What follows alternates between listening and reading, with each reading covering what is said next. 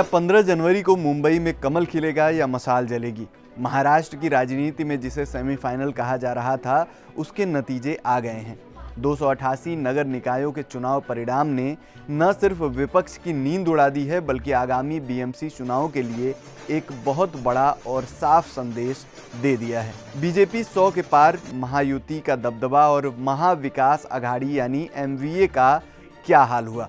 आज के इस वीडियो में हम इन नतीजों की वो 7 बड़ी बातें समझेंगे जो महाराष्ट्र की राजनीति का अगला रुख तय करने वाली हैं। नमस्कार, मेरा नाम है निशांत मिश्रा और आप देख रहे हैं एनडीटीवी इंडिया। देखिए, राजनीति में कहा जाता है कि अगर आपको दिल्ली जीतनी है तो यूपी जीतना होगा, और अगर आपको महाराष्ट्र जीतना है तो मुंबई की बीएमसी जीतनी होगी। लेकिन उस समय बीएमसी की जंग से पहले 246 नगर परिषदों और 42 नगर पंचायतों के चुनाव हुए। इसे सेमीफाइनल इसलिए कहा जा रहा है क्योंकि ये जनता की नब्ज बताते हैं। रुझानों और नतीजों से एक बात साफ हो गई है, ग्राउंड जीरो पर महायुति गठबंधन की पकड़ बहुत मजबूत है। खासकर बीजेपी जो 100 से ज़्यादा सीटों पर आगे चल रही है और कई जगहों पर तो निर्विरोध जीत हासिल कर ली है, यानी मुकाबला शुरू होने से पहले ही जीत तय। सबसे पहली बात, बीजेपी की स्ट्राइक रेट। बीजेपी न केवल सबसे बड़ी पार्टी बनकर उभरी है, बल्कि उसने खुद को नंबर 1 साबित कर दिया है।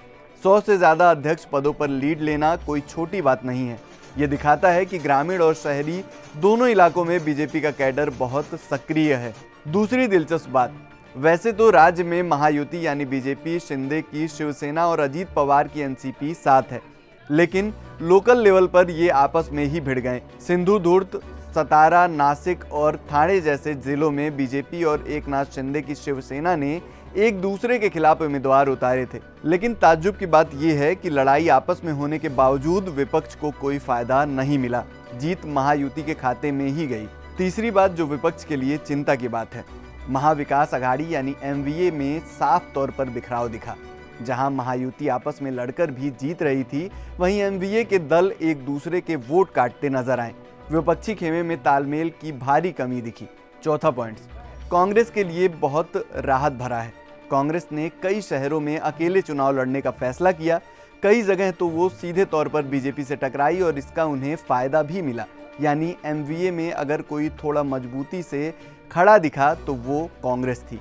पांचवी बात, इसका सीधा असर 15 जनवरी को होने वाले बीएमसी चुनाव पर पड़ेगा। कांग्रेस अब मुंबई में भी अकेले चुनाव लड़ने की हिम्मत दिखा सकती है। इन नतीजों ने कांग्रेस को एक नया कॉन्फिडेंस दिया है कि शायद अघाड़ी के साथ रहने से ज़्यादा फायदा उन्हें अकेले लड़ने में है।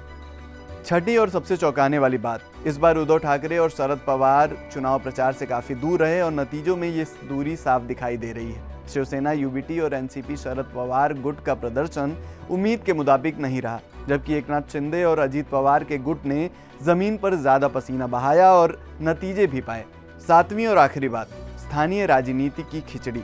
कोल्हापुर जैसे जिलों में कमाल ही हो गया। वहां प्रतिद्वंदी रहे अजीत पवार और शरद पवार के गुटों ने हाथ मिला लिया। कहीं कहीं तो कांग्रेस और बीजेपी के स्थानीय नेताओं ने गठबंधन कर लिया, यानी लोकल लेवल पर विचारधारा से ज़्यादा पावर मायने रखती है। तो मामला ये है कि महायुति के लिए ये नतीजे किसी बूस्टर डोज से कम नहीं हैं।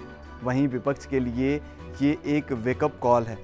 अगर 15 जनवरी को होने वाले 28 नगर निगमों और खासकर मुंबई यानी बीएमसी के चुनाव में विपक्ष को वापसी करनी है तो उन्हें अपनी रणनीति बदलनी होगी। क्या उद्धव ठाकरे फिर से मुंबई के राजा बनेंगे या फिर बीजेपी शिंदे मिलकर बीएमसी से शिवसेना का दशकों पुराना कब्जा हटा देंगे? ये सेमीफाइनल तो महायुति ने जीत लिया है, अब फाइनल का इंतजार है। आपको क्या लगता है, क्या इन नतीजों का असर बीएमसी चुनाव पर पड़ेगा? अपनी राय हमें कमेंट बॉक्स में ज़रूर दीजिए।